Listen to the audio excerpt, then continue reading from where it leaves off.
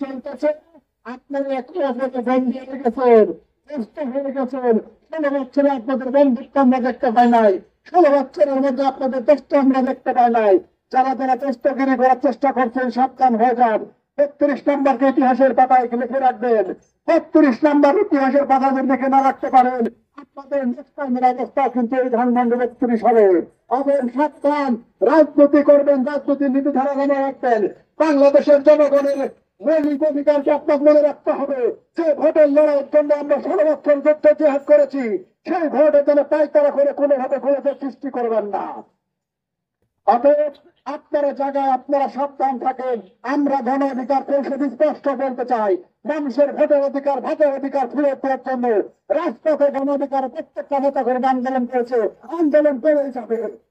এখন আপনারা আটকারি করার চিন্তা ভাবনা বাদ দিয়ে সঠিক পথে আসুন, নাহলে আপনাদের করা যাবে 32-এ গিয়ে ঘটবে। এই বলে আপনাদের সংক্ষিপ্ত বক্তব্য আমি এখানে শেষ করলাম।